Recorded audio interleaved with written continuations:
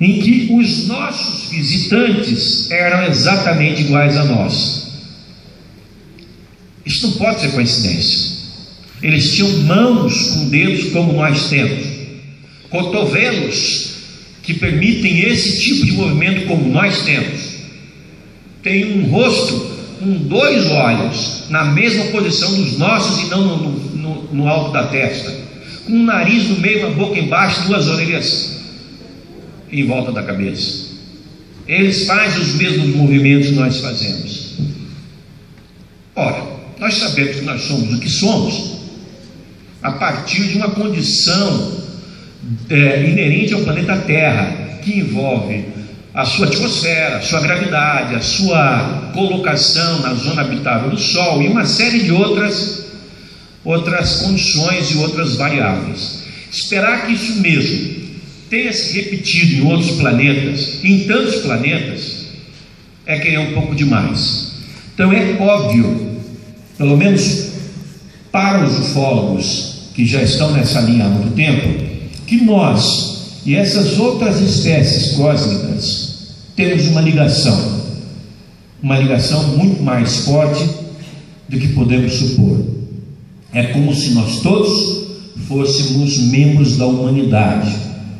É como se um Criador, chame de Deus, chame do que quiser, tivesse semeado vida por inúmeros planetas, e em alguns desses planetas a vida cresceu, surgiu e cresceu mais forte, mais rápido, e em outros surgiu e cresceu, ou ainda nem surgiu, de forma mais lenta. E a Terra está mais ou menos no meio do caminho aí. Vamos dizer, de 0 a 10, nós estamos custando para sair do 5 para o 6, justamente pelas coisas que foram ditas também pelo orador que me precedeu. A deterioração global do ser humano, e eu acrescento, a partir da explosão dos 7 bilhões de habitantes que temos aqui e do que eles são capazes de fazer com o seu prato que não lava. Bem, o fato é que nessas 6 décadas e meia em que nós temos pesquisado esse fenômeno, que é tão recorrente, que é o fenômeno dos disturpadores, nós já chegamos inclusive a determinar formas de comportamento dessas sociedades extraplanetárias. Já sabemos que algumas, não sabemos de onde vêm, mas vêm mais raramente à Terra, enquanto outras parece que têm no nosso planeta o seu quintal. Há outras civilizações cujos registros nós só temos no passado, que parece não se manifestaram novamente aqui em tempos mais recentes, ao mesmo tempo em que nós temos civilizações que parecem só ter aparecido nos últimos anos e nunca apareceram antes disso, pelo menos na casuística ufológica, elas não constam. Então, há todas essas variáveis que regem a presença alienígena no nosso planeta. O que é inequívoco é que, em alguns casos, várias dessas civilizações se mostram aquilo que efetivamente acreditamos que elas sejam, parte da mesma família que nós. Aquela humanidade semeada sobre muitos planetas tem na Terra a sua fração. Resta a nós conhecer as outras frações, conhecer aqueles primos, irmãos, tios, sobrinhos, etc., que nós temos em muitos outros mundos por aí afora. Isso é uma coisa até mais ou menos óbvia. Nós, hoje, nesse exato momento em que falamos aqui, nós estamos explorando todo o espaço que podemos explorar, com os poucos recursos tecnológicos que nós temos, e já não são tão poucos assim que nos permitem algumas façanhas. Nós estamos indo para onde quer que seja possível ir. Nesse momento em que nós falamos, nós temos aí alguma coisa entre 600 e 800 máquinas que estão vasculhando o sistema solar. Há máquinas nesse momento fazendo buraco no solo de Marte. Há máquinas nesse momento fazendo buracos no solo da Lua e de Vênus. Há máquinas fotografando os anéis de Saturno, os os satélites de Urano, os asteroides, circundando o Sol e os demais planetas e por aí vai. Nós conseguimos, com a tecnologia de 10 anos atrás, de 2004, lançar uma máquina que fizesse evoluções em torno do sistema solar e que 10 anos depois iria encontrar-se com um asteroide e pousar nele. Foi um feito simplesmente impensável, tanto quanto foi a ida à Lua em 1969 com uma carroça. Tanto é que nós não conseguimos voltar, pelo menos declaradamente, não temos a tecnologia para voltar à Lua, e estamos sempre ouvindo Barack Obama falando que vai acontecer que mais uns 20 anos a gente consegue, a gente chega lá, pô, nós fomos em 1969. Enfim, por que nós estamos indo lá para fora? Porque é da nossa índole, é da nossa forma de agir. Obrigado, senhor. É da nossa forma de pensar. Nós temos que ir lá fora ver o que há. A diferença entre nós e esses seres é só tecnológica. Nós hoje temos máquinas que nos permitem dar um clima aí fora e voltar rapidinho, ou mandar uma máquina que fica 26 meses no espaço e chega em Marte e não volta mais. Quando se fala em colonização de Marte, eu fico imaginando, isso não deve acontecer em menos de algumas boas décadas aí, vai demorar muito, e certamente não vão voltar mesmo, aqueles que para lá forem.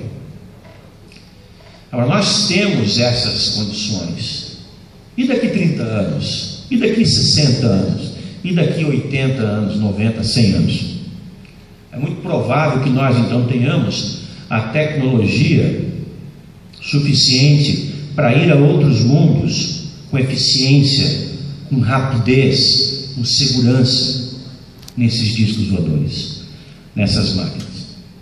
É uma questão de tempo, se o ser humano não se autodestruir até lá, algo que sempre paira sobre nossas cabeças.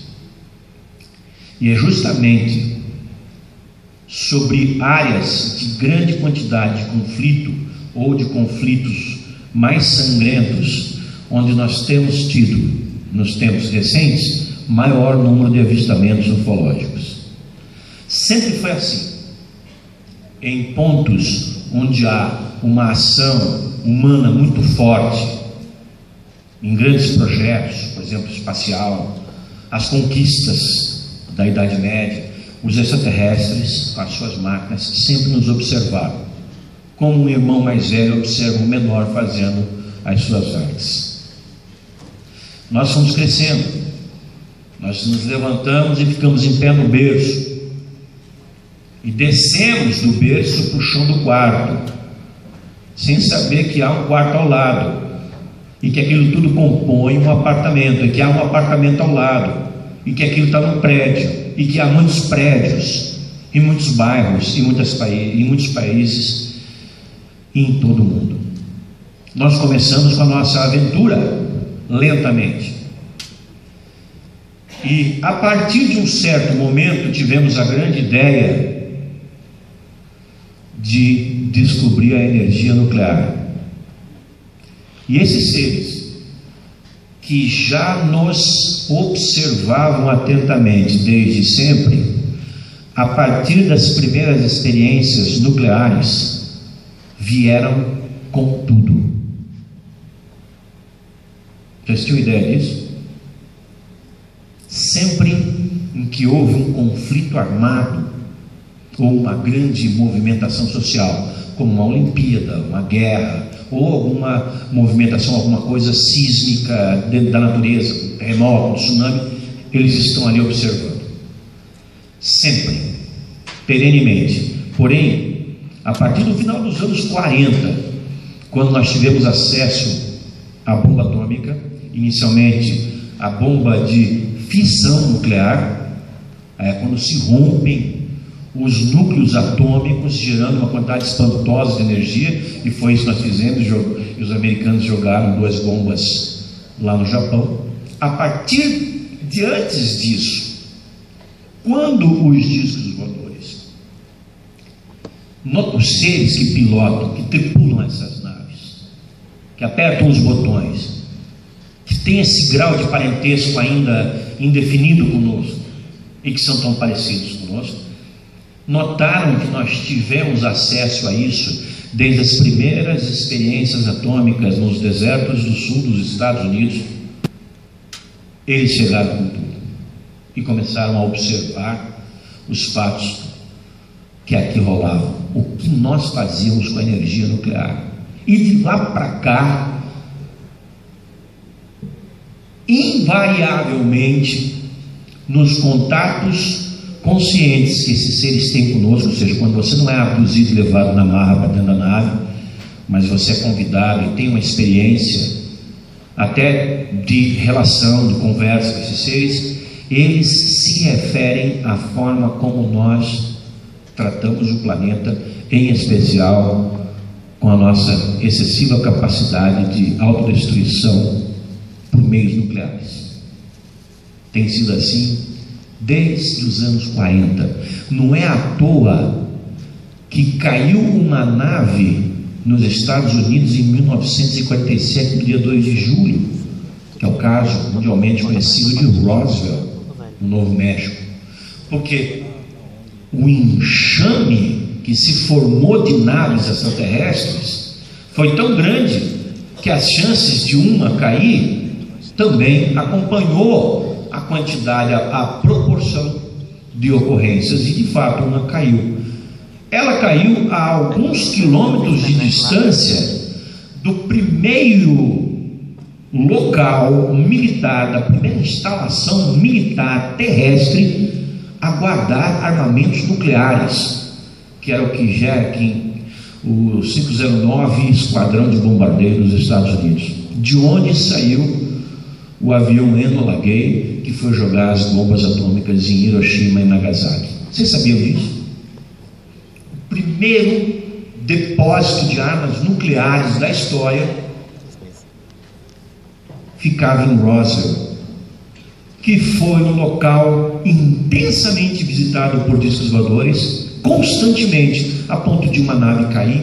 E foi justamente a caída daquela nave que fez os Estados Unidos perceberem que a tecnologia envolvida com aquele aparelho que foi capturado, foi resgatado, relativamente intacto, embora os tripulantes já estavam mortos, tinha uma elevadíssima tecnologia que passou décadas sem ser decifrada, sem que se conseguisse descobrir aonde que estão os parafusos que prendem esse troço. Cadê o motor?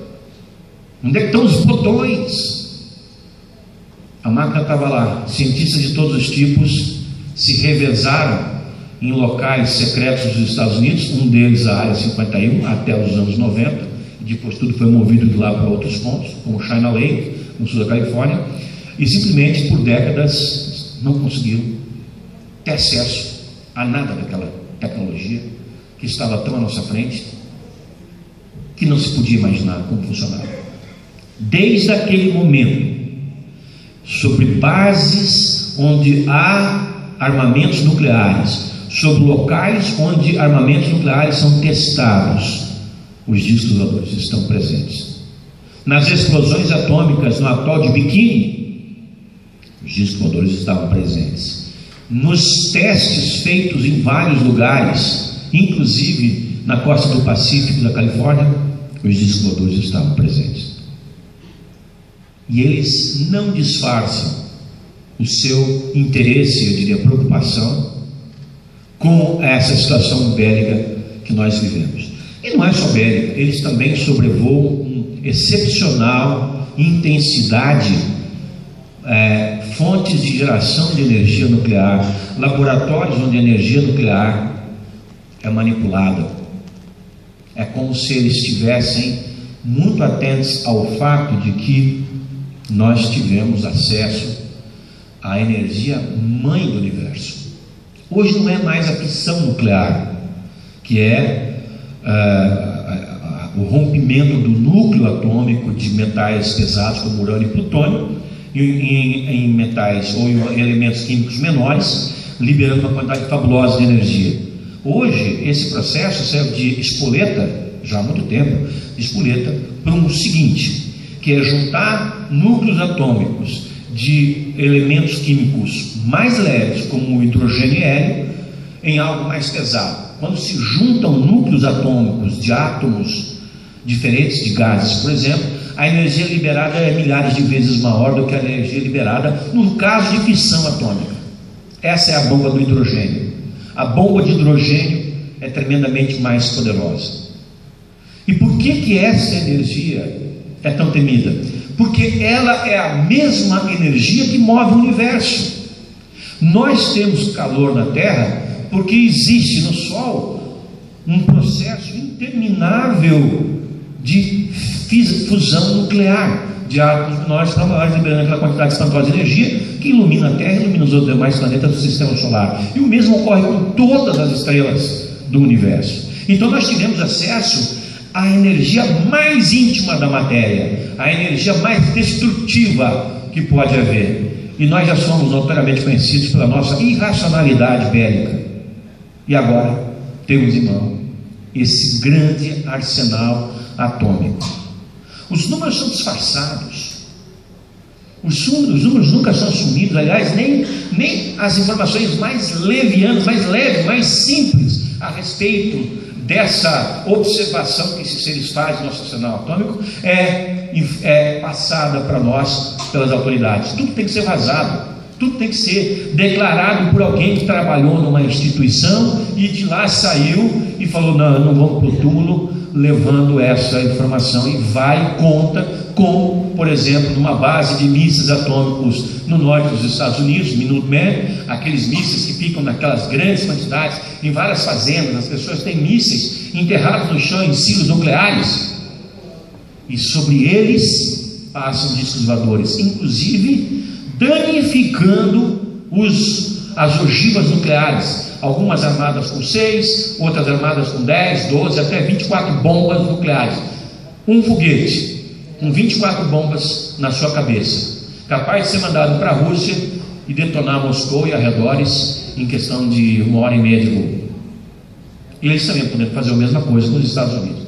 E hoje o poderio militar que nós temos é alguma coisa da ordem da capacidade de detonar o planeta Terra 80 vezes. Arsenal atômico assumido. Sob essas bases nucleares estão sempre os nossos visitantes extraterrestres.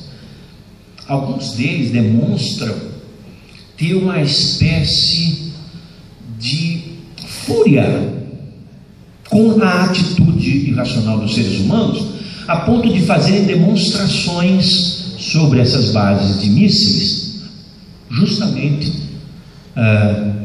inviabilizando o seu lançamento, destruindo as ogivas nucleares, zerando a numeração dos computadores, destruindo, enfim, a fiação de tudo aquilo, queimando computadores que geram aquilo, enfim. É como se eles estivessem mostrando a sua superioridade. E, em outros casos, eles apenas observam com alguma preocupação. E quando levam um de nós para dentro de suas naves, nos falam justamente isso. Quando nós somos levados, e não na marra, para ser parte de um processo de abdução, mas quando somos levados para sermos um contato deles, em situações em que essas pessoas são chamadas de contatadas, elas sempre recebem a informação de que esses seres se preocupam demais com a nossa irracionalidade bélica. Bem, segundo essas mesmas pessoas, nós já recebemos vários deadlines, vários prazos que serviriam de base para grandes modificações no planeta Terra, imposta por eles.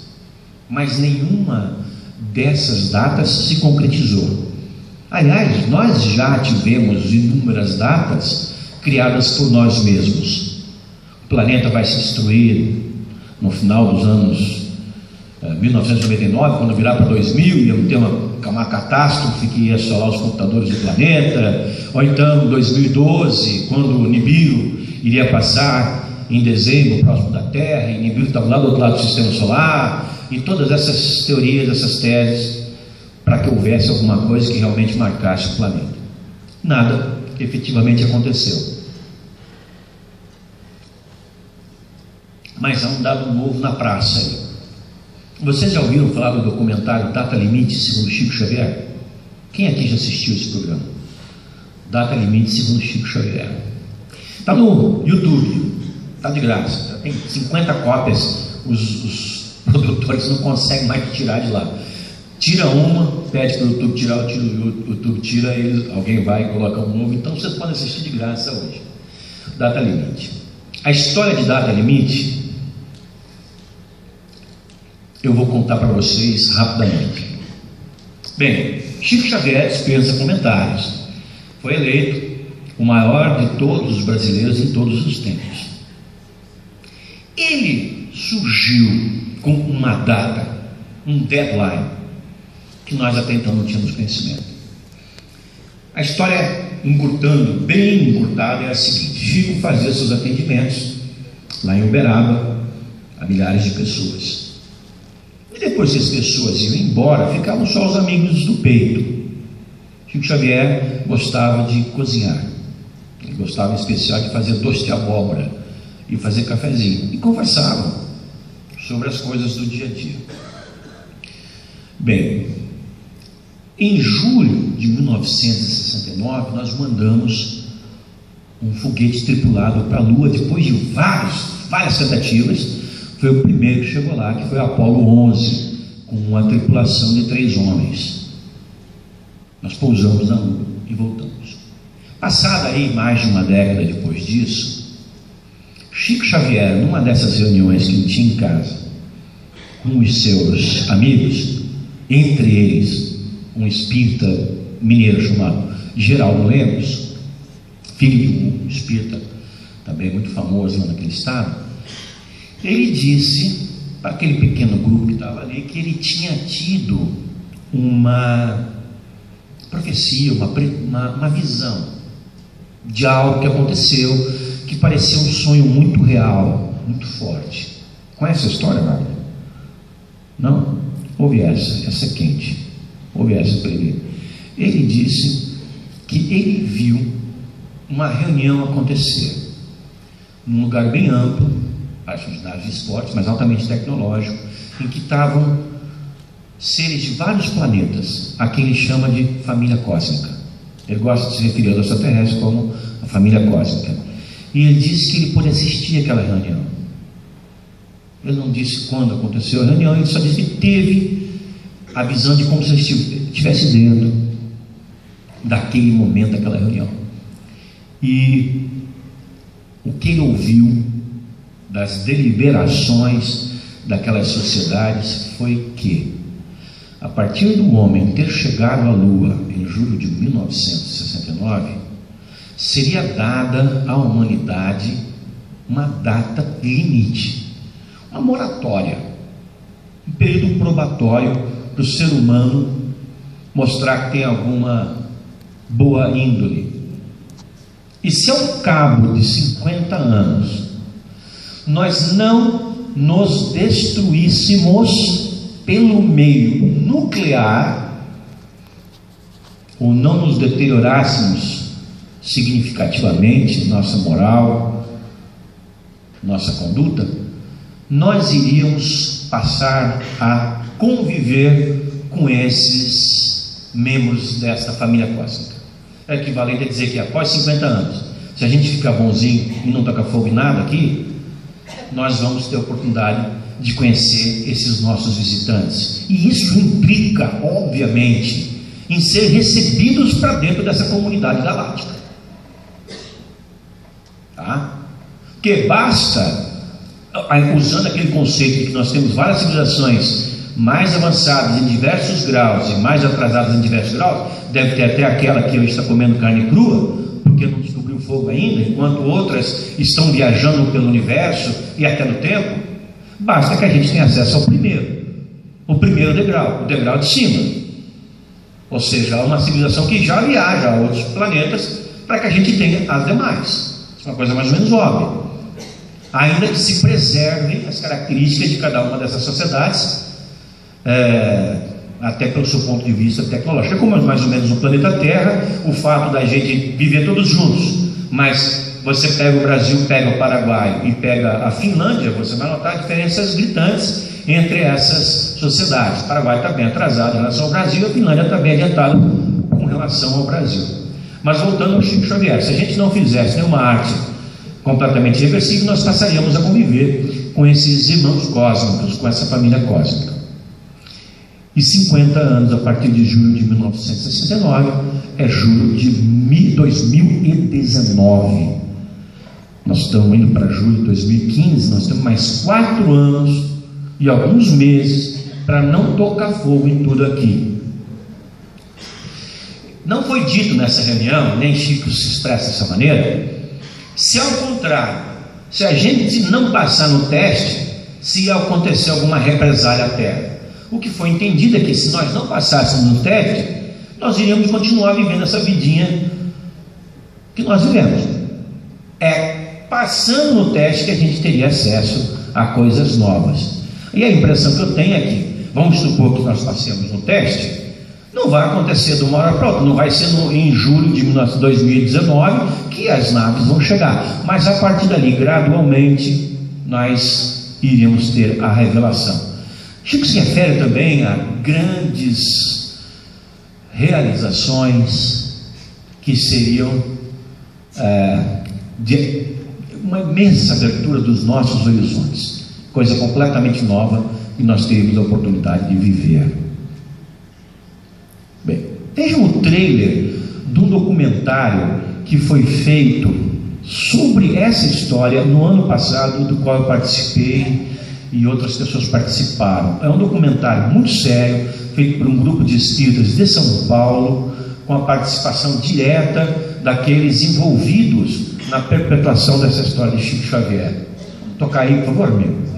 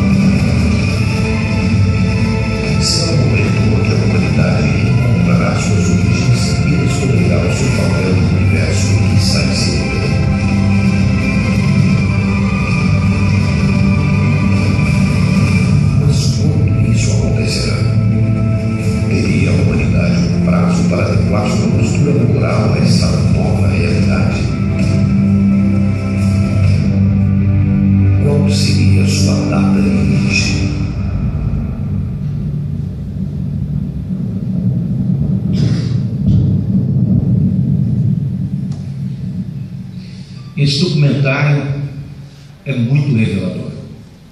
Ele expõe um ponto de vista de Chico Xavier com relação ao nosso contato com outras espécies cósmicas. Eu não consigo imaginar uma pessoa que tivesse mais clareza para descrever essa situação. Mas a condição aí é óbvia. Nós teríamos que passar nesse teste, nesse período probatório. E será que passamos? Vamos analisar um pouco do que está acontecendo com a humanidade hoje. Nós ainda não explodimos bombas atômicas sobre as nossas cabeças, pelo menos nos tempos recentes, mas nós vivemos o estado de maior degradação moral, espiritual, financeira que esse planeta já viveu. O Brasil é um exemplo disso. O Brasil nunca esteve tão degradado, tão apodrecido politicamente como nos últimos anos, em especial nos últimos meses. Não passa um único dia sem que a gente não tome um tapa na cara dos nossos políticos, Todos eles.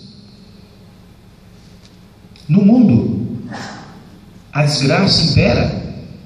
O mal está dando uma surra no bem. Boa parte dos países deste planeta são governados por déspotas. As guerras hoje são mais sanguinárias do que eram há 2000 anos atrás. Hoje, a degola virou prática normal. Tocar fogo em gente viva? Ok. Tem 1 milhão de hits na internet por dia. Fazer as atrocidades que acontecem em todas as partes do mundo, explodir criancinha, como se isso fosse natural, é algo que a gente vê na televisão o tempo todo. Esses 7 bilhões de seres humanos não conseguem resolver seus problemas mais básicos. Como vamos postular ter um espaço entre a família cósmica? Dos 7 bilhões de seres humanos que nós somos mais 7,2 bilhões, 1 bilhão está passando fome, não tem uma quantidade mínima de comida sobre a mesa para comer. Outro 1,5 bilhão está em guerra, e as guerras são todas religiosas, porque o teu Deus é diferente do meu Deus, então eu te mato, e mato toda a tua família também. É o meu Deus que importa, que manda, está entendendo? Não é o de vocês. Senão, machete nas suas pernas, eu corto as suas pernas, degolo você, penduro, arrasto e toco fogo. Então é muito provável que a gente não passe nessa moratória que nos foi dada por esses seres. E aí eu vislumbro 2 possibilidades para o futuro contato com esses seres, que eu, já desde o começo dessa fala, considero assim inescapável. Até porque nós estamos indo cada vez mais para fora do planeta, mais frequentemente explorando o espaço. O espaço é onde eles estão. Eles vêm do espaço, eles vêm de outros planetas. É questão de décadas para que nós viajemos também a esses outros planetas. Então, mesmo que eles talvez não tomem uma iniciativa de nos contatar, nós vamos acabar nos encontrando, nós vamos trombar em algum ponto por aí. Então o contato vai ter que acontecer. As 2 possibilidades são, talvez, de algo muito grave acontecer na Terra, que nos force a tomar uma atitude de mais dignidade com o que sobrar dela,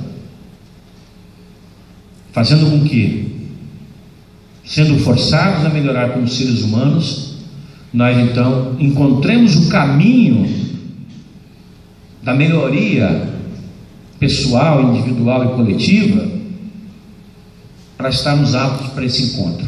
Ou então esses seres simplesmente se aborrecem, se cansam de esperar, porque veem que não tem saída, e fazem uma intervenção de qualquer forma. A menos que, em nenhuma dessas hipóteses ocorrendo, nós nos encontremos de alguma maneira lá fora. Mas esse desafio para um futuro possível envolve, certamente, o conhecimento de que essas civilizações estão na Terra, estão aqui, e como eu falei para vocês, 99,9% deles são idênticos a nós, idênticos, como nós somos aqui entre nós. Nós temos todas as mesmas características físicas, no entanto, somos todos diferentes. Tem os carecas, tem os cabeludos, tem os cabelo branco, tem os gordinhos, tem os baixinhos, mas somos todos geneticamente originários da mesma espécie. Esses seres também. Há alguns deles que são tão perfeitos, tão fisionomicamente falando, tão perfeitos, que poderiam estar sentados entre nós, se é que não há alguém aqui com essas características, e nós não os reconheceríamos como nada estranhos. Se entrasse no shopping center, nós não poderíamos dizer, esse cara não é daqui. São pessoas assim, que não tem nenhuma ruguinha, não tem nenhuma graminha a mais, nenhum cabelinho branco. São seres desse tipo. Eu desconfio que eu conheci numa viagem que eu fiz em 1996, numa das tantas e tantas viagens para pesquisa ufológica. Numa delas eu fui fazer uma palestra na Itália, em San Marino, pequeno país encravado na Itália. E daí eu fui visitar um camarada que alegava ter contato com seres extraterrestres, que mora numa fazenda nos arredores de Zurique, na Suíça. É o Eduardo Birimeyer. E cheguei lá e fui muito bem recebido por ele, e porque eu fiz um gesto que eu considerei absolutamente normal, ele se simpatizou muito comigo. Enquanto conversávamos, eu já estava indo embora, a esposa dele veio da cidade com uma compra de supermercado, e eu me ofereci para ajudar a carregar as compras lá para dentro, coisa normal. Ele não tinha um braço, embora tivesse muita força no outro, eu ajudei. Ele se simpatizou, achou educada a minha atitude, acho que é básica, banal, e me convidou para jantar. E eu jantei junto com ele, junto com a esposa, e junto com um grupo que está sempre ao redor dele, de pessoas que são seguidores dele naquela fazenda, que é uma seita. E todos conversando ao redor daquela mesa, gente sentava, comia, levantava, vinha outro, sentava, umas 20 pessoas, 15 a 20 pessoas sempre na mesa, uma mesa grande, num balcãozão. A comida, eu para comer sou bem esperto, eu fui lá descobrir que estava sendo cozinhado, era carne de cavalo. Aí eu imediatamente falei, mas que pena, sou vegetariano. E não comi carne de cavalo, comi banana com macarrão. O fato é que todos estavam se lambuzando da carne de cavalo. E todos falavam uns com os outros, e me perguntavam muita coisa do Brasil e tal. E de repente entra um cidadão para comer e faz o que todos fizeram. Vai até um lugar, pega um prato, vai até um fogão, se serve, se senta, come e levanta. O detalhe é que quando ele entrou no ambiente, se serviu, sentou, todos fizeram silêncio. E eu não sou dado a essas frescuras de energia, essa coisa toda, não. Respeito quem tem, mas eu não consigo ter. Eu sei que naquele momento eu tive um troço. Alguma coisa ali mudou naquele ambiente, bebê. Alguma coisa ali mudou naquele ambiente. O camarada sentou, tinha uma fisionomia perfeita, comeu silenciosamente, até graciosamente. Comeu, se levantou, levou o prato até um local, raspou os restos, os quase não sobrou nada, e foi embora. Eu fiquei intrigadíssimo com aquilo. E depois o papo dentro da cozinha continuou normal, dentro daquele ponto onde a gente estava conversando, continuou normal. Essa é uma experiência que eu não esqueço. Mas isso foi só um parênteses que eu abri para dizer que eles podem estar entre nós. Eles podem estar entre nós. E a data limite eu acho que deve ser levada em consideração.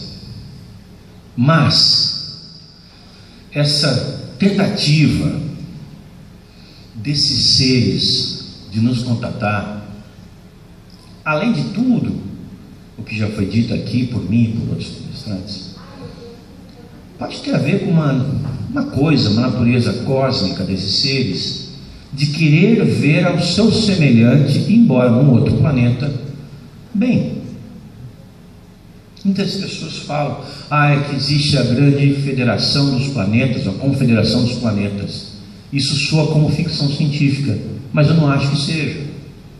Assim como na Terra,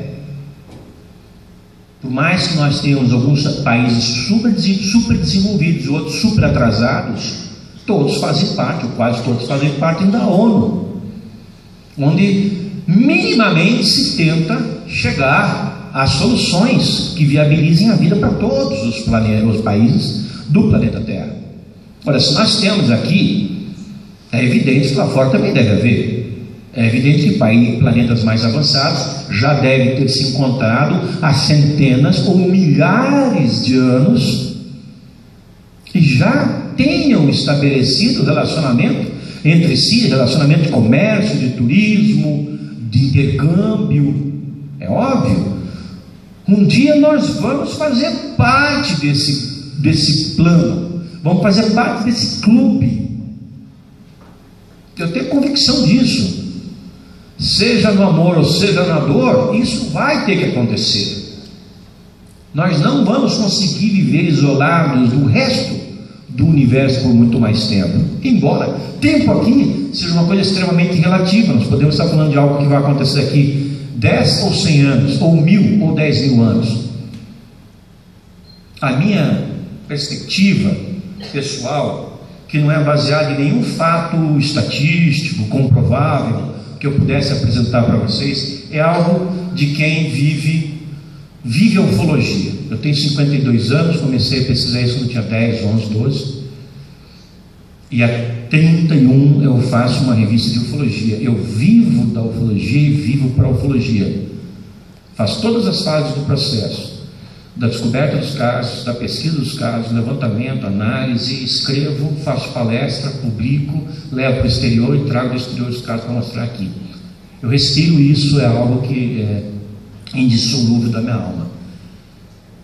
Então o que eu ofereço a vocês é uma percepção pessoal do meu coração, de que esse encontro, seja por uma via ou por outra via, ocorrerá até a metade desse século. Esse é o pensamento que eu tenho tido há muito tempo, aí há uns bons anos. Aí veio a descoberta desta previsão de Chico Xavier de 2019. Eu estou excitadíssimo com essa possibilidade, mas como eu falei para vocês, ainda que a gente passe nessa moratória, não é que em 2019 tudo se modifique, é que a partir de 2019 que as coisas passem a se modificar e nós passemos então a conhecer melhor esses seres. É uma perspectiva promissora, porém o ideal seria que nós conseguíssemos lidar com a nossa casa e com nós mesmos melhores. Se melhorássemos cada um de nós individualmente, se fôssemos melhores pessoas, a sociedade seria melhor. Mas nós esperamos sempre que a atitude parta de alguém. A sociedade tem que melhorar. Mas e eu? Eu sou parte da sociedade, eu tenho que melhorar. Eu tenho que me melhorar. Eu tenho que ser um ser humano que presta. Eu tenho que ser para os meus filhos, para os meus amigos, para as pessoas para quem eu falo, porque todos nós, no fundo, temos que fazer isso. Sendo seres humanos melhores, nós fazemos um planeta melhor. Só que, claro, não dá para ir dizer isso lá para o pessoal do Boko Haram ou do ISIS, como a Dilma queria. Não dá.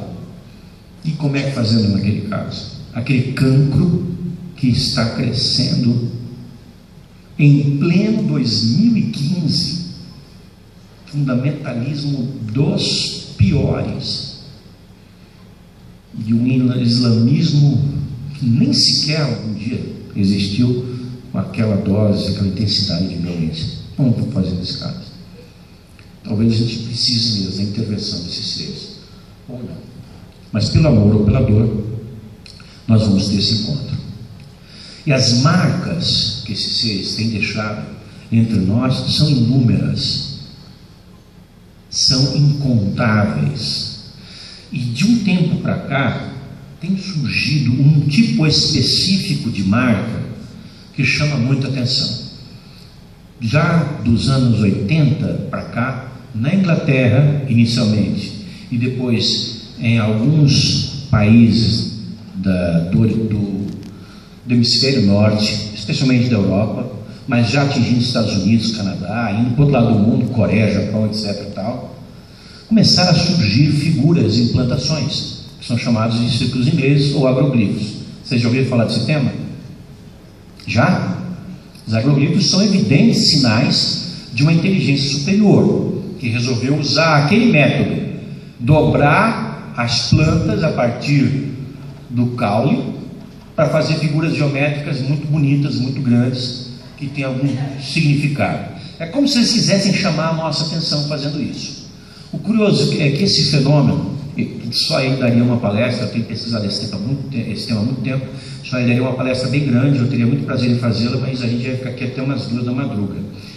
Agora, resumindo o resumo do resumo, esse fenômeno que já se manifestou assim mais de 20 mil vezes em todo o mundo, essas figuras nas plantações, principalmente de cereais, em todo o mundo hoje, só não se manifestou com essa plenitude nas Américas, à exceção dos Estados Unidos. No México nós temos poucos casos, e em toda a América do Sul nós só temos casos confirmados no Brasil. E mesmo assim, apesar desse fenômeno já surgir em outras partes do mundo há 30, 35 anos, no Brasil o primeiro caso é de 2008. E desde 2008 esse fenômeno se repete ano após ano, com 2 características impressionantes. Primeiro, sempre no mesmo lugar, oeste de Santa Catarina, cidade de Ipuaçu, que não tem nada, uma cidade de 5 mil habitantes a 500 quilômetros de Florianópolis, voltada para a agricultura, que a única coisa que tem de diferente para os municípios ao redor é uma comunidade indígena muito grande, de índios caingangue. Fora isso, mais nada.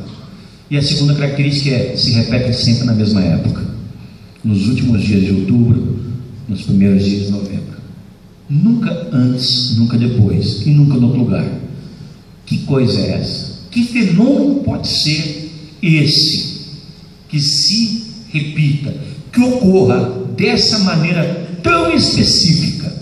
Foi assim quando nós fomos tomados de surpresa em 2008 da nossa presidenta Dilma. Eu recebi, pois eu acompanho esse fenômeno desde o surgimento, e eu recebi um aviso da prefeitura por volta das 7h30 da manhã daquele domingo. Às 8 horas e pouco eu já estava no carro indo para lá. São quase 500 quilômetros, fiz em cerca de 6 horas, cheguei lá, eram 2 fenômenos, um já havia sido destruído pelo fazendeiro. Eles fazem isso, tem muita ignorância naquele local, e também vão muitos, não é que o fenômeno destrua a plantação, mas as pessoas que vão atrás do fenômeno para olhar, para pisoteiam tudo aquilo e destroem. No entanto, eu tive tempo de chegar chegar a ponto de filmar e registrar o segundo fenômeno, o segundo ciclo. E é essa filmagem que eu queria mostrar para vocês agora. Parte dela feita no chão, parte feita com um drone da revista UF. Vamos tocar?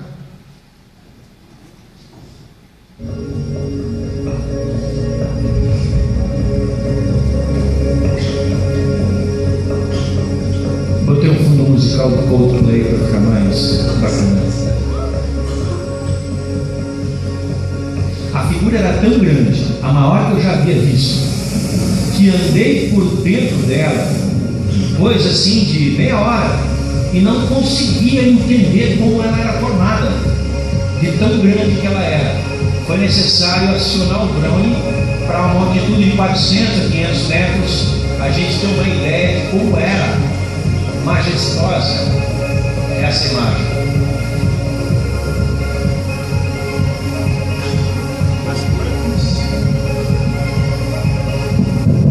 As plantas são dobradas precisamente, vejam aqui, e em movimento, horário, hora anti-horário. Não existe planta mais ou menos dobrada, ou ela está em pé ou ela está dobrada, e ela não morre, ela continua crescendo mesmo dobrada. Há, nessas ocasiões, alteração no campo eletromagnético da Terra, alterações na radioatividade, etc. As músculas ficam loucas, etc. Nesse caso em particular, eu fiz todas as medições, fiz o dever de casa direitinho e não constatamos nada, nenhuma alteração eletromagnética. Aqui tem umas figuras, são 2 figuras que vocês já vão ver. Esse fenômeno acontece em várias partes do mundo e começou a surgir no Brasil em 2008. E desde então, sempre maior, mais bonito, mais sofisticado. Todas essas imagens estão no site da revista UF.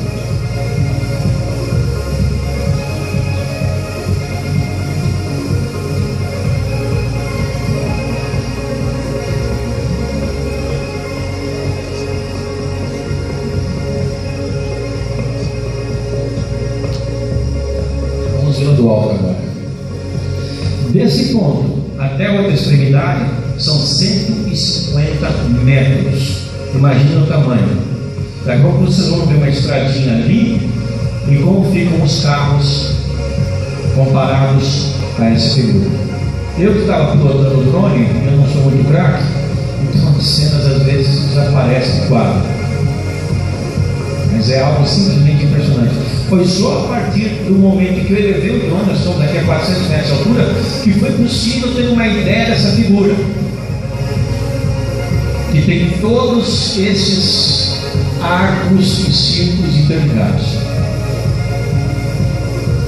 São mensagens óbvias de uma outra forma de inteligência que está convivendo conosco, que sabe dobrar o trigo e que escolheu esse método. Vai entender por quê?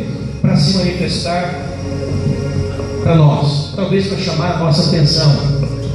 Todas essas figuras que já foram pesquisadas em algum país, em inúmeros países, elas são desmontadas, desconstruídas nos seus pedaços, e os pesquisadores tentam entender, por exemplo, se multiplicar o tamanho de um lado, de um triângulo, pelo seu ângulo, dá alguma coisa sugestiva, ou se, quando são círculos concêntricos, se o tamanho do menor dividido pelo tamanho do maior dá alguma coisa específica. Enfim, fazem essas elucubrações na esperança de verem uma resposta.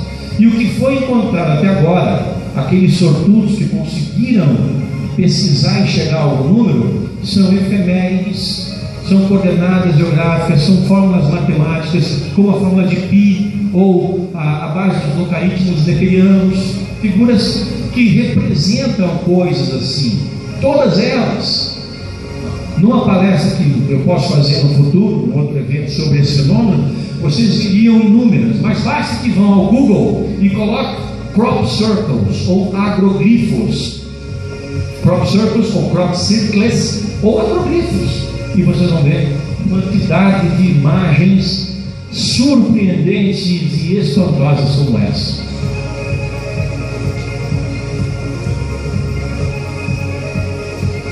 Isso no oeste de Santa Catarina. Em toda a América do Sul só acontece lá, numa cidadezinha chamada Ipuaçu, que significa berro grande, grito grande, barulho grande. E sempre na mesma época do ano, no final de outubro, começo de novembro. Nunca fora dessas janelas. Por quê? A minha interpretação desse fenômeno, como pesquisador desses fatos, desde ocorrências na Europa, é de que eles estejam realmente nos mandando mensagens de algum tipo. Só que lá o fenômeno passou meses sem ser estudado, sem chamar muita atenção, ou sem receber o atendimento científico necessário, e se perdeu-se o beabá. Então hoje não se consegue compreender as mensagens mais complicadas, porque não se consegue colocar as letrinhas juntas. É como um aprendizado de português. Aqui é como se nós estivéssemos tendo uma segunda chance, porque o fenômeno aconteceu e ele está todo rastreado. Eu tenho ido a Ipuaçu insistentemente, fica 400 e poucos quilômetros de Curitiba, pego o carro e vou. Vou lá pesquisar isso aí, registro, pego amostras, etc. e tal. Eu queria finalizar com essa imagem, para dizer que se essa figura, como tantas outras, é uma mensagem de uma inteligência cósmica, como a gente acredita, que quer chamar a nossa atenção, é mais um método que eles estão usando, porque inúmeros outros já foram empregados com maior ou menor sucesso. Agora nós temos a oportunidade de conhecer e talvez entender a mentalidade dessas outras civilizações que estão nos visitando. Mas, sobretudo, esperar com ansiedade se vai acontecer alguma coisa em julho de 2019. Lembrando que Chico Xavier não errou em nada e acertou em tudo. E é possível que nós tenhamos então uma grande surpresa, ou não, uma grande decepção, por não termos passado nesse nosso teste, o teste que fomos colocados. E aí a culpa é toda nossa. de estarmos atrasando esse possível futuro maravilhoso que teremos quando pudermos conviver com outras espécies mais avançadas de vida. Tudo vai mudar para nós. No primeiro momento, é possível que tenhamos uma transição traumática, complicada, como são todas as grandes transições, entre o processo atual e o processo de conhecer a outras formas de vida. Mas no médio e no longo prazo, se nós tivermos essa chance, nós vamos conhecer maravilhas impensáveis, até mesmo por mestres da ficção científica como o tão citado Isaac Asimov. Mas antes de tudo, aconteça o que acontecer, a prática de tentar melhorarmos internamente, cada um de nós, cada um à sua maneira, está valendo, tá certo? Então, muito obrigado mais uma vez a vocês pelos convites. Tem perguntas? Ok, estão me dizendo que eu tenho tempo de responder perguntas. Então, com todo prazer, responderei aquelas que eu puder. De lá. Pode ser uma pergunta meio. Pode sim. Esse caso de Santa Catarina. Microfone.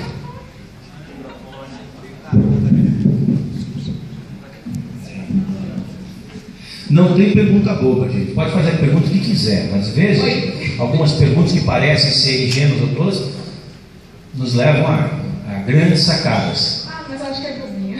Diga lá. Esse fenômeno que tem em Santa Catarina, que parece que é todo ano, né? Sim. Já tentaram assim, ficar em tocaia, pra mim se pega no flagra? Tá vendo? Não é uma pergunta boba, é uma pergunta muito interessante. Isso é o que me perguntam sempre. Já vai estar pesquisando esse fenômeno. Por que você não monta um circuito de câmeras para ficar filmando isso? Porque o terreno é muito vasto. Nós temos que colocar muitas câmeras em muitas posições diferentes. Isso envolve uma infra, postes, câmeras, abrigo de câmera, funcionários para ficar olhando, checando as câmeras, etc. e tal. E o pior, a gente pode ter uma câmera aqui, uma câmera aqui, uma câmera aqui, uma câmera aqui, uma câmera aqui, uma câmera aqui, etc. E o que faz acontece bem ali, entre uma e outra, e não é flagrado. Então, é uma iniciativa válida se a gente tivesse recursos para isso. Se a gente já fez um projeto que chegou a quase R$1 milhão para a gente ter uma quantidade de 100 câmeras estrategicamente posicionadas. Câmeras têm que ser funcionando 24 horas por dia, com alimentação solar, etc. e tal. Então, no momento, não é viável para a gente. Deixa eu fazer só uma observação. Diga. Eu acho que até dá para raciocinar rapidamente uma pergunta da João. Se fosse possível fazer tocaia para seres muitas vezes mais avançados que nós, filmado ou pegado de flagra, seria possível, seria fácil de tocaiar os roubos na Amazônia, das cidades nossas árvores. E se sabe que se tem, e não se faz essa tocaia para pegar os ladrões das nossas matas. Nesses casos, nós temos até satélites filmando tudo lá. Só não pegam porque não querem. Microfone aqui. Demar? Quem? Sou eu. Oi? Eu vi no YouTube que o Papa João XXIII ele teve contato lá no castelo de verão de Castelo Gandolfo. É verdade essa que aconteceu? É uma lenda urbana da ufologia, uma lenda da ufologia, de que ele teve uma revelação. Mas parece que não é tão lenda assim. Eu até abro um parênteses para dizer algo que eu falei hoje à tarde na palestra que eu fiz na reunião de ufologia, que é a instituição do planeta Terra que mais conhece sobre discos voadores não é a NASA, não é a CIA, não é a Força Aérea Americana, não é o Mossad, não é a antiga KGB, o que veio depois dela, é o Vaticano. E a explicação é bem simples. De séculos para cá, de 1500, 1600, o Vaticano começou a mandar missionários para todo mundo. E esse fenômeno dos discos voadores vem se manifestando ao longo dos tempos, por milênios. Durante muito tempo, se alguém visse uma nave, aquilo seria ou uma visão divina ou uma visão de Satanás, dependendo do partido do cara, partido religioso do cara. Entende? O cara do interior lá de Gana disse um objeto brilhante, poderia ser uma mensagem dos deuses, como poderia ser uma mensagem do mal. Visse seres, eram anjos santos, por aí vai. Muitas vezes essas naves foram consideradas visões divinas, tronos, e por aí vai.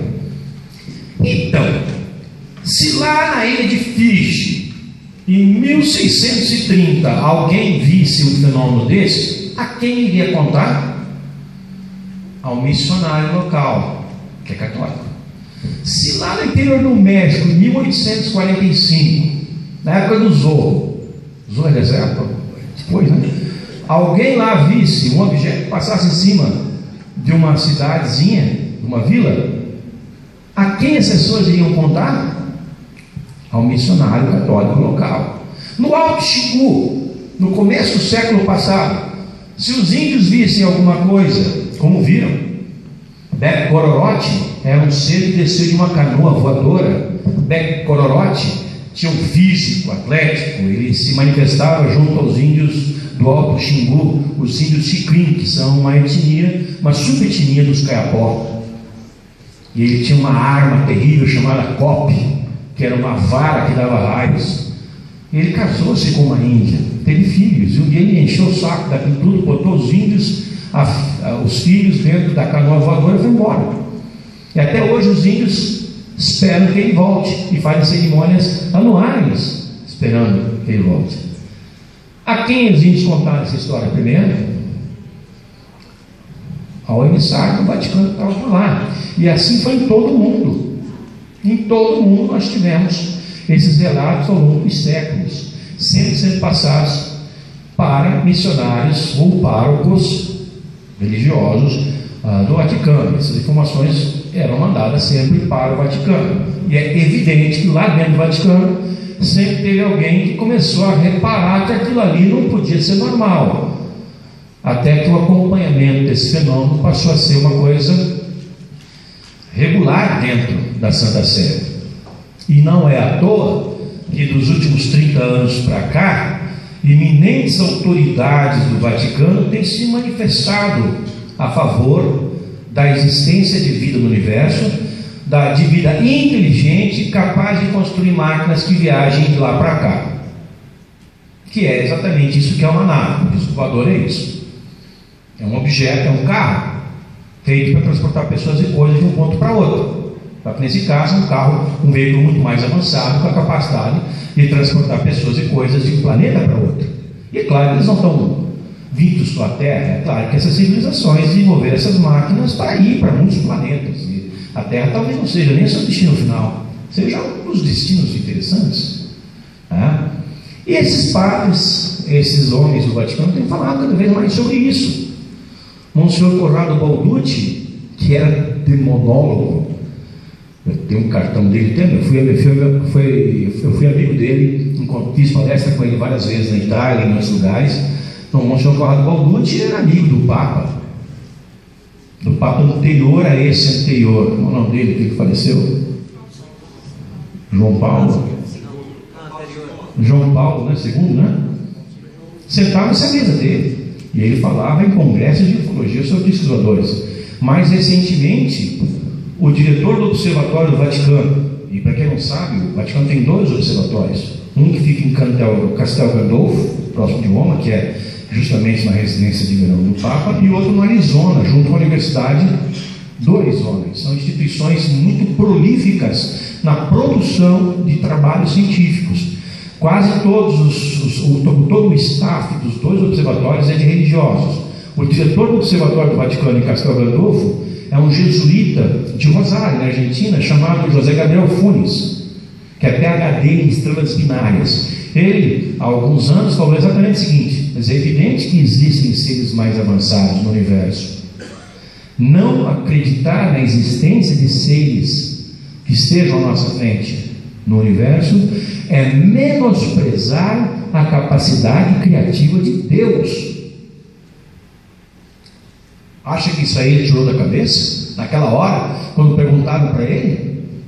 um homem que se senta à mesa com o Papa para conversar? Ele veio numa linha, na verdade, numa linhagem de religiosos que tem feito exatamente esse tipo de declaração. Isso para nós, é claro, é uma senha passada por esses religiosos para o mundo católico, ou seja, para os membros da Igreja Católica em todo o mundo, que trabalham com os fiéis, para instruírem os fiéis de que há, além de tudo isso que nós conhecemos, e há algo muito forte. É como se eles soubessem o que nós estamos esperando acontecer. E de fato sabem. E se tem alguém que sabe, são eles. Sabem mesmo. Ok? Mais uma pergunta? Alô. Eu gostaria de fazer 2 perguntas e um comentário, mas são curtas. Pois não. Eu queria saber se o senhor sabe sobre os casos, um caso que teve ano passado em Tocantins, no município de Tocantins, em Minas Gerais, de crop cycle também. Não conheço esse caso, mas asseguro que não deve ser de crop circle, não deve ser, porque esse fenômeno ele é muito facilmente confundido com outro fenômeno que é o pouso do UFO. Nesses casos que eu mostrei, não há o pouso, não há o amassamento mecânico das plantas, a dobra mecânica das plantas. É algo que é feito de longe, talvez algum raio de energia de alguma espécie. Então, em vários lugares do Brasil foram vistos amassamentos de planta que são pousos de naves, mas não são os crop circles. No Brasil, te asseguro que é só em Ipuaçu. Tá. Eu queria comentar as imagens dos crop cycles. Tem um filme chamado Tribe, é um documentário, e ele questiona, ele fala sobre um padrão de energia que foi descoberto pelos cientistas, né, foi cientificamente comprovado, de que existe um padrão de energia que está em tudo no universo, e que esse padrão de energia é o que os nossos antigos ancestrais chamam, ele está na gente também, no ser humano, eles chamavam de Kundalini, né? Que está ligado também, acredito que devem ter pessoas que estudam ciências místicas, esotéricas aqui, certamente, e que sabem da geometria sagrada, e que esses estudos que nossos ancestrais já tinham das geometrias sagradas é o estudo desses padrões de energia, e que nesse filme, o Tribe, ele mostra que muitos crop cycles são as cópias idênticas desse padrão de energia, que é uma energia que sobe em espiral, volta e retorna nesse mesmo espiral, e ela não termina. Só para comentar, quem quiser assistir esse filme, se inscreve. Tribe, eu assisti o filme. Isso. Assisti no lançamento dele, inclusive. Achei um pouco longo demais, quase 3 horas de paulada. É verdade. Cacetado. Veja, sobre os agroglifos, eles têm as mais variadas figuras. Algumas são figuras que lembram Kundalini, como nós temos essa ideia na nossa mente. Lembram chakras, lembram a posição dos chakras no organismo. Mas tem outras figuras que lembram moléculas, sinais, lembram fórmulas matemáticas, figuras geométricas diversas, lembram insetos, lembram coisas que nós conhecemos. Há figuras que surgiram em especial no final dos anos 90, começo dos anos 2000, esse nome é antigo, né? Que tem elementos da cultura inca, maia, asteca, até o calendário maia, que na verdade é tolteca, está representado em várias figuras, em vários desses crop circles. É como se os autores dessas figuras, eles quisessem nos chamar a atenção, nos mostrando coisas que nos são familiares. Existe uma figura, eu até teria aqui para mostrar para vocês, mas tem que abrir computador, ligar, e a pessoa deve estar cansada. Que é uma figura assim: se você pegar um vidro e colocar 2 ímãs embaixo e jogar areia em cima, você vai ver como aqueles 2 ímãs formam os campos eletromagnéticos orientando as partículas de ferro que tem naquela areia. Isso é um crop circle surgiu. Há figuras em crop circle, em agroglifos, que são tridimensionais. E há outras, ou seja, com senso de profundidade. E há algumas, inclusive, que são o que o Jaime Malsan, um ufólogo, amigo, jornalista do México, chama de agroglifos interativos. Os agroglifos interativos são assim: hoje de manhã nós acordamos, fomos para o campo e encontramos um agroglifo, uma figura impressionante. Ficamos bem faceiros com aquilo. No dia seguinte, nós vamos ao campo e a figura está modificada, tem novos elementos nela. É como se eles voltaram naquela noite e fizeram mais alguma coisa na figura. E no dia seguinte podem fazer. Já se detectou até modificações em 4 dias consecutivos. Ou seja, as inteligências estão interagindo conosco de maneira clara. Então, existem esses fatos dentro da pesquisa dos agroglifos, que é fascinante. Eu estou muito envolvido nisso, estou pesquisando intensamente isso, e ocorre sempre no mês de novembro, perto da Universidade de Curitiba. Eu vou lá e faço palestras para o pessoal. Esse ano, em função do que aconteceu no ano passado, que os 2 agroglifos, os maiores que nós já vimos até hoje, foram destruídos pelo proprietário. Depois que eu fiz essas imagens que mostrei para você, o proprietário detonou aquele agroglifo também. Isso foi terrível. Poxa vida, a gente precisava de mais tempo naquele processo de investigação, né? Não é chegar e só filmar. O que eu fiz praticamente foi filmar. Isso não é pesquisa. Pesquisa envolve outras coisas. Também fiz umas mediçõezinhas e tal, mas precisávamos de mais. Então, o que eu vou fazer? A partir do mês de setembro deste ano, já prevendo que eles vão acontecer, os agroglifos vão acontecer em outubro para novembro, eu quero passar uma semana em Ipuaçu, quero reunir fazendeiros, ir até os fazendeiros, reunir na prefeitura todos os que eu puder, dar palestras sobre esse assunto, distribuir um panfleto explicando como eles funcionam, para pedir, implorar que eles não destruam as figuras. Permitam pelo menos que os ufólogos ou os pesquisadores de qualquer espécie façam as investigações e daí detonem. Mas eu vou sugerir que, em vez de eles detonarem, que já que o receio é financeiro, das perdas que podem ocorrer da visitação pública, que eles façam como faz na Inglaterra. Põe uma cerquinha em volta e põe um cara cobrando R$10, R$5. Pronto, está resolvido. Uma quantia que todo mundo paga para ir assistir o próximo. Resolvido. Lá na Inglaterra os caras colocam só um pau e uma latinha. A pessoa vai e põe o dinheiro ali e entra. Aqui, se a gente fizer isso, nem leva o pau, a latinha, a grana. Fala aí.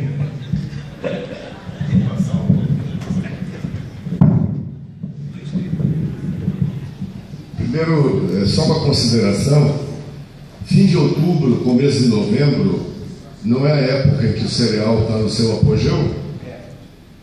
É plantado no começo da primavera, não é? Então é exatamente o momento em que saem as espigas e tudo. Está bonitinho para ser colhido. Isso. Só uma curiosidade interessante que eles escolhem essa época. E a outra pergunta é uma curiosidade um pouco prosaica.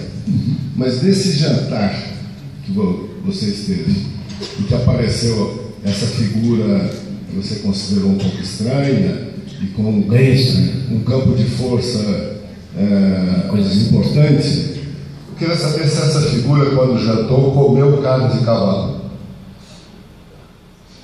Eu acho que comeu sim. Eu não me lembro, nunca me perguntaram isso, não me lembro de ter.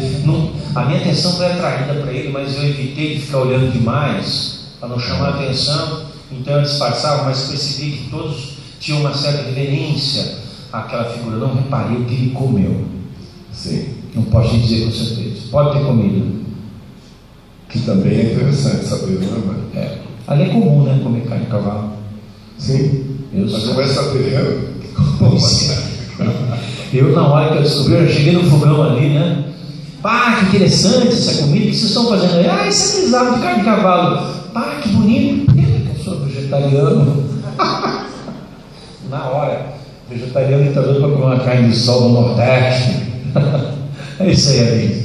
Se tiver mais alguma pergunta, a gente pode conversar lá fora, vai ser um prazer. Mais uma aqui, e a gente então pode. Tá? Ó, aqui parece até ele aí tem uma pergunta aí. Diga lá. Boa noite. É bem rápido. Pois não. Só para falar sobre essa data limite.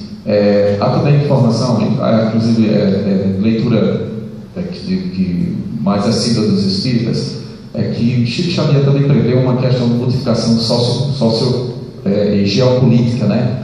Em que, mais precisamente, boa parte da população mundial ela se distribuirá nos países mais sul, né? Como Brasil, como África do Sul. Né? Então, essa modificação que será feita a partir de 2019, ela tem também modificação geográfica, com catástrofes e outras coisas que se tornam praticamente inabitável ou modificada, de forma que haverá uma modificação cultural também dos outros países, né?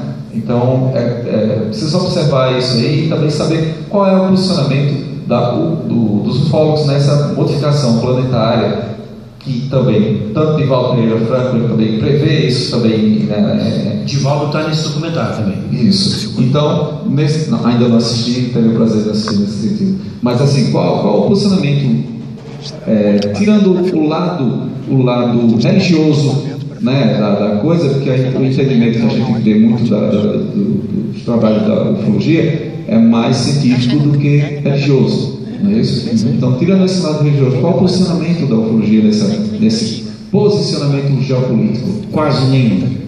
A ufologia, não é com grande alegria que eu falo isso, a ufologia hoje está um pouco estagnada, que nem essa profecia de Chico Xavier relacionada a extraterrestres provocou grande entusiasmo nos ufólogos. É uma tristeza. Os ufólogos estão perdendo o bonde da história. Essa é a verdade. Eu falo isso como ufólogo, como dirigente de uma entidade com quase 4 mil membros, que é a maior do mundo sobre pesquisas ufológicas. Insisto nos meus boletins em falar para todos que a pesquisa ufológica não se faz no computador, se faz indo ao campo, se faz falando com a testemunha, mas há um desinteresse muito grande. Por exemplo, esse fenômeno dos agroglifos está acontecendo desde 2008. Pois eu conto na palma de uma mão quantos ufólogos saíram das suas cidades, Rio, São Paulo, Porto Alegre, Belo Horizonte, para pesquisar o fenômeno. É triste, é lamentável. Entende? Há uma estagnação, assim, uma acomodação em torno da internet, que ao passo que conseguiu fazer com que o fenômeno fosse assim, imensamente mais difundido, embora não de forma bem apropriada, diminuiu imensamente a atividade prática de investigação ufológica.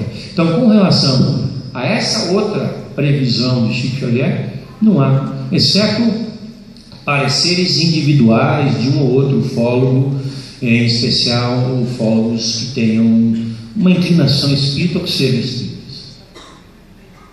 Agora ele anima. É triste o estado da ufologia brasileira, que hoje, por exemplo, está perdendo em produtividade a Argentina, a chilena, a peruana. Mas estão precisando fazer alguma coisa. Eu tenho tentado, eu faço minha parte, que aqueles que me conhecem sabem que eu sou incansável. Né? Eu organizo todo ano 2 eventos bem grandes. Um é o Fórum Mundial de Ufologia, que conta com o apoio da Itaipu Nacional. Ele ocorre em Foz do Iguaçu há 3 anos, reunindo uma média de 500 pessoas. É o FOS. E aí nós fazemos também o Fórum Mundial de Contatados, que o primeiro ocorreu em Florianópolis, o segundo em Curitiba e o terceiro em junho desse ano em Porto Alegre, também com expectativa de 500 pessoas. Nesse Fórum Mundial de Contatados, nós convidamos pessoas que tiveram experiências de estar frente a frente com naves e UFOs, naves e tripulantes, inclusive dentro de naves. E eles vêm e contam suas histórias. A gente coloca o cara no palco e dá um tapinha na costa dele e fala: abre seu coração aí, compadre. E o cara fala as histórias que ele tem para falar. Esse ano, bom, nós já trouxemos Travis Walton, foi produzido, Debbie Jordan, alguns militares, Robert Salas. Esse ano nós estamos trazendo, entre outras pessoas, a neta do ex-presidente norte-americano Dwight Eisenhower, a Laura Madeleine Eisenhower, que vai confirmar uma história que o vô, que é uma história, uma lenda urbana na ufologia, de que o vô Dwight Eisenhower foi levado para uma base aérea nos anos 50 e teve um contato com extraterrestres. Ela vai confirmar que essa história sempre andou pela família, que é verdadeira. E ela própria teve contatos e ela foi convidada e recrutada para um projeto de exploração de Marte em 1997. E ela declinou do convite. Vamos chamar um camarada, já está chamado, está confirmado, talvez um camarada que vocês conheçam aqui, que é o maior locutor de rodeio do Brasil, que é o Asa Branca. Conhece o Asa Branca? O Asa Branca, ele é portador de uma doença terminal, ele é soro positivo. E há uns anos atrás ele estava pele sobre osso, com 40 quilos, um homem de 2 metros de altura, numa cama de hospital, cheio de tubo. Numa das poucas saídas dele do hospital, sentado no banco do passageiro da caminhonete, a mulher dirigindo, na estrada da fazenda que liga a cidade à fazenda dele, eles viram uma nave, e ele não sabe de onde tirou forças para sair da caminhonete e se dirigir para a nave.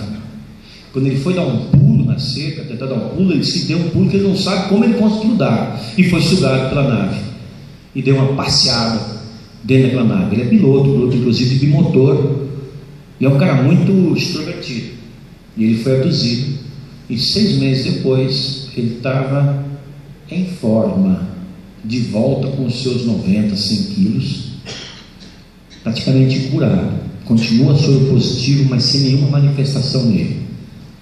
O Asa Branca, ele vai se apresentar no nosso próximo Fórum Mundial de Contatados, e várias outras pessoas. O Billy Mack está velhinho para trazer para cá, né? Ele já está com seus 85, 90, como o Bob Dean e outros camaradas. A gente perdeu a oportunidade de trazê-los antes, e agora já não dá mais. Por exemplo, o ministro Paul Heyler, do Canadá, que tem feito essas declarações, aceitou vir para o nosso evento no ano passado aqui em Foz, assim como o astronauta Edgar Mitchell, mas na última hora, por problemas de saúde, cada um deles tem 80 e poucos anos, e não puderam vir. Perdemos esse bonde aí. Mas não vamos perder outros não, viu? Agora nós estamos em cima aí. Fala, chefe. Não, são quase meia-noite, né? E como um ex-ufólogo, pesquisador de ufologia, também, um cara que teve, se meu pai estivesse aqui, ia contar lá, ex-ufólogo. Eu acho que você é desse. Você acha? Eu acho. Meu pai foi por mim hoje, 90 anos, ele ia contar a história aqui novamente para você. Eu, bebezinho, eu me interessei por esse assunto porque eu bebi um homem em cima da minha casa, né? E eu fiquei visto de madrugada aqui, minha mãe. Pois bem, interessa que eu sou ex-ufólogo há um bom tempo. Eu queria só cutucar, né? Aproveitando, você está aqui, né? Vou ficar para cutucar. Então, um questionamento, claro que os posicionamentos e as perspectivas que cada um defende, seja por um prisma vinculado à espiritualidade, seja por um prisma de uma questão do ponto de vista científico, seja um terceiro aspecto das possibilidades tão discutidas e tão já ventiladas na história da ufologia, seja as histórias dos dogmas, as histórias tanto dos outros mitos. Beleza. Desconsiderando isso, essa discussão não vai, cada um de certa maneira vai manter-se naquilo que melhor lhe convém. Mas, como o tema do evento esse ano, desafios para um futuro possível, eu quero, por exemplo, uma percepção e ver o que é que você também se quadrona ou não, ou o que você aproveitando essa sua presença ilustre aqui. Nós temos uma perspectiva global, até a gente estava fofocando ali embaixo, eu estava lembrando do James Lovelock, né? Em que há cerca de 2 meses e pouco ele traz uma entrevista bastante longa, em que ele traz dados, avaliando os dados do IPCC, que é a pesquisa, aliás, o painel intergovernamental de mudanças climáticas. Ele nos traz uma perspectiva bastante nefasto ou preocupante para os próximos 100 anos, em que um dos aspectos é possibilidade de extinção de 6 bilhões de pessoas a partir de... Como você vê, porque nós falamos da questão das presenças, das manifestações e isso aqui, mas de concreto, o que você atribui, independente daquelas respostas que nós já conhecemos, o que você atribui para essa até indefinição, seja no prazo de 19 ou outros que possa ter, essa indefinição. Um segundo aspecto, da parte de quem quer que seja do mundo extraplanetário. E um segundo aspecto, também você não acha que, assim como no passado, e assim como um dos pontos que fortalece as nossas próprias religiões, nós sempre colocamos no outro? Aí me lembro uma citação de Saban, numa palestra, um dos textos dos livros deles, em que ele está falando uma palestra na Inglaterra, e a palestrante, uma senhora lá no fundo, levanta a mão e diz: o senhor é muito sábio, muito esperto, mas eu queria lhe perguntar uma coisa. Todo mundo sabe que a Terra está apoiada no casco de uma imensa tartaruga que está boiando aí, que está no espaço. Aí ele, a sua teoria e a sua perspectiva é aceitável e a senhora tem o direito de nos colocar. Porém, em que é que essa tartaruga está apoiada? Aí a garota esperta, essa tartaruga está apoiada em cima do casco de outra e assim indefinidamente. Nós empurramos com a barriga para frente, na esperança que haja algo sempre de fora, seja Deus, seja ET, seja o que quer que seja, de alguma maneira para nos salvar. O que é que você fala sobre isso? Pode nos trazer sobre essa perspectiva? Será que, como diriam uns, da mesma forma que criamos ou estamos uma perspectiva de Deus, também não façamos isso como... E nós temos problemas gravíssimos, não é só nesse campo ambiental. Os dados que você falou sobre os fundamentalismos, que não tem nada a ver com as religiões especificamente, inclusive o cristianismo, os cristofascismos e outras, proliferam. Os interesses também, outros, para que essas guerras e os conflitos não seriam mantidos. Então, como é que você vê essas duas questões? Eu agradeço, já dou também por encerrado após a tua fala. Obrigado. Você falou sobre Deus. Eu tenho um amigo, ele já faleceu, um grande follower, ele falava: Deus, não, o ser humano é uma invenção de Deus que não deu certo. E um outro falava: eu acho que é Deus a invenção do homem que não deu certo. Nós acreditamos piamente em Deus, nunca tivemos prova dele. Mas o nascimento de uma folhinha, o andar de uma formiguinha, um orvalho que cai do céu, tudo é sinal de Deus. Será? Pode ser coisa tudo da natureza. Nós fomos criados por Deus? Eu acho que nós somos criados por esses seres. Por essa razão que nós somos iguais a eles. A Bíblia diz que nós somos criados à imagem e semelhança de Deus. Mas em muitos momentos da Bíblia se fala em deuses. No início, criaram os deuses o céu e a terra. É uma das primeiras frases, não a primeira frase da Bíblia. Porque a expressão usada para a palavra Deus, porque no original no início o Deus da terra, é Elohim, e Elohim é plural. Deus, os seres divinos. Então a coisa começa a mudar a partir daí. Nós fomos criados à imagem e semelhança desses seres, que intervieram na terra no passado, botaram ordem nessa bagunça aqui, só que nós esculhambamos tudo em certo momento. Mas nós somos um projeto dessas inteligências espaciais, tal qual, ou tal qualmente, como dizia o Dorico Paraguaçu, tal qual nós vamos fazer um dia. Então nós tivemos a tecnologia para ir a outros planetas, com segurança, eficiência, rapidez, né? Não tivemos que pagar um litro de gasolina R$13,40 para poder ir lá. Claro que vai ter que ser outra tecnologia, né? Nós vamos levar conosco o nosso conhecimento de tudo que nós sabemos. Entre as coisas que nós sabemos, de engenharia genética, que hoje nós estamos em alta profusão de experimentos nessa área no mundo.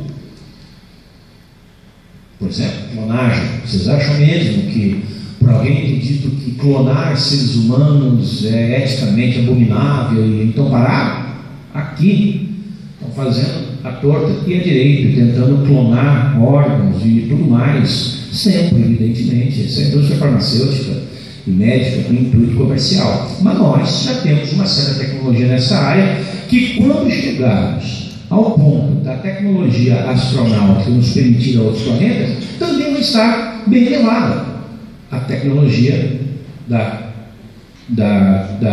engenharia genética. E nós vamos tentar, e podemos até ter isso, na colonização dos planetas. Essa história do Mars One, levar a gente para Marte, vai ser pílula perto do que nós vamos poder fazer no futuro.